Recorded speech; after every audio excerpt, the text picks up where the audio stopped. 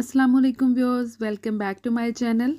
आज की वीडियो में जो टिप्स एंड ट्रिक्स आपके साथ शेयर की जाएंगी वो आपकी डेली लाइफ में बहुत ही आसानी पैदा कर देंगी। तो चलिए आज की टिप्स स्टार्ट करते हैं। पहली टिप जो है वो गोभी को लेके है। कई दफ़ा ऐसा मौसम होता है कि गोभी में कीड़े आना शुरू हो जाते हैं, तो हम ऐसी गोभी ले तो आते हैं, लेकिन फिर इसका एक सोल्यूशन मैं आपके साथ शेयर कर रही हूँ। अगर आपको लगे कि गोभी में इंसेक्ट्स हैं, बहुत ही बारीक बारीक कीड़े हैं, तो उसके लिए आप गोभी को पहले साइडों से साफ़ कर लें और उसके बाद इस तरह से चूल्हे के ऊपर रख के आपने इसको हल्का सा रोस्ट कर लेना है। आप चाहें तो ये वाला पकौड़े बनाने के लिए जो हम चम्मच यूज़ करते हैं, ये वाला भी यूज़ कर सकते हैं। इसके अंदर रख के आप आसानी से इसको आगे पीछे कर सकते हैं। इस तरह से आपने इसको हल्का हल्का सा सेक लेना है। जितने भी इंसेक्ट्स हैं वो ख़त्म हो जाएंगे।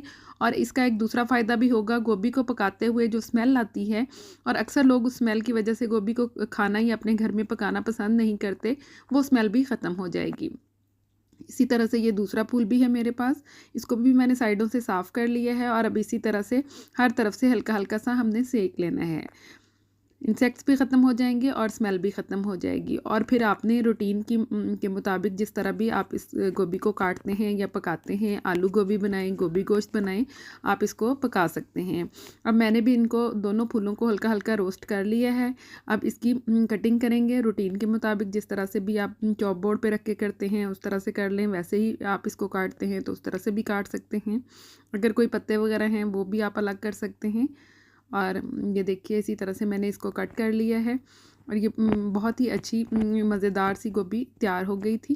ये देखिए मैंने सारी की सारी काट ली है। इसका कलर तो हल्का सा चेंज हो जाएगा, लेकिन ये बहुत ही टेस्टी बनी थी। इसकी फाइनल लुक। तो चलिए आज की दूसरी टिप की तरफ चलते हैं। यकीनन पहली टिप आपको अच्छी लगी होगी। ये केबल टाई हर घर में यूज़ होती हैं, छोटे बड़े मुख्तलिफ साइज़ में हमारे पास होती हैं।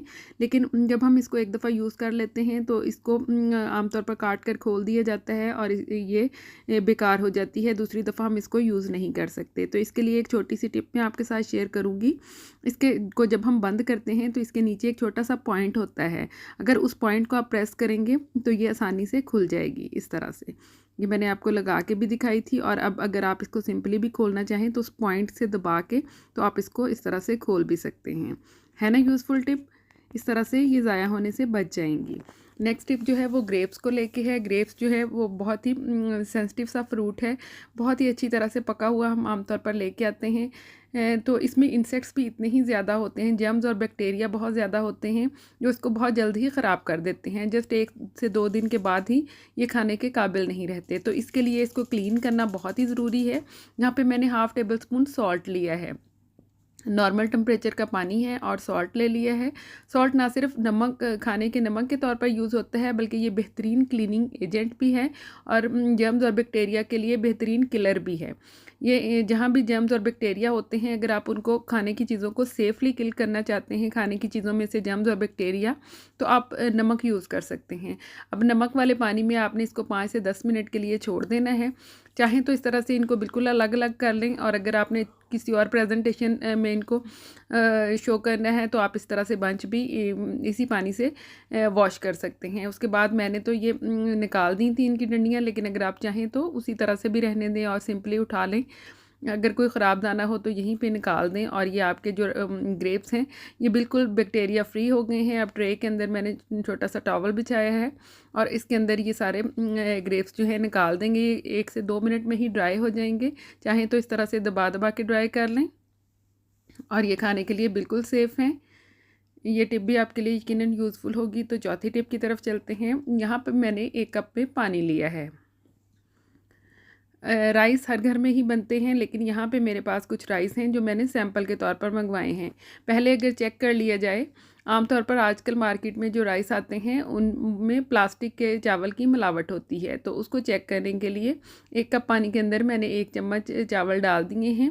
10 से 20 सेकंड के बाद आपने चेक करना है। अगर ये प्लास्टिक के होंगे तो ये पानी की सतह के ऊपर तैरने लग जाएंगे, और अगर ये नेचुरल राइस हैं तो ये इस तरह से नीचे बैठ जाएंगे।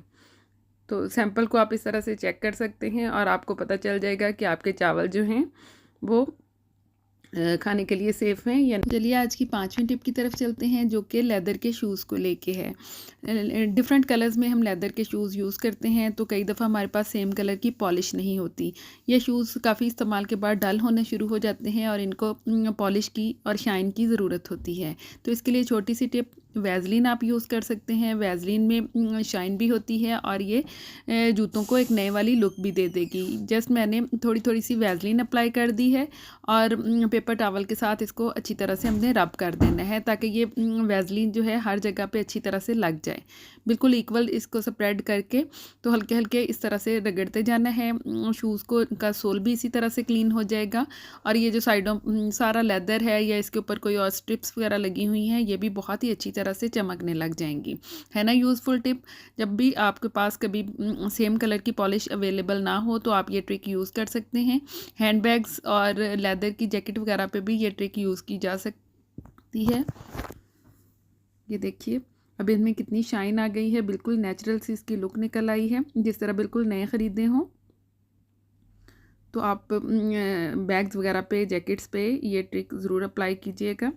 छोटे छोटे हैंड पाउच होते हैं जो, उन पे भी ये ट्रिक अप्लाई की जा सकती है। तो चलिए आज की नेक्स्ट टिप की तरफ चलते हैं, जो कि रबर बैंड को लेके हैं। ग्रॉसरी वगैरह के साथ या मुख्तलिफ़ चीज़ों के साथ ये रबर बैंड आते हैं। तो हम इनको उतार के मैं एक जगह पे रखती जाती हूँ, लेकिन कई दफ़ा ये काफ़ी ज़्यादा जमा हो जाते हैं तो बहुत ही मैस क्रिएट हो जाता है। और यहाँ पे मैंने एक शार्पनर लिया है पुराना और इसकी एक अच्छी सी इस तरह से बॉल सी हम बना लेंगे इसको लपेट के।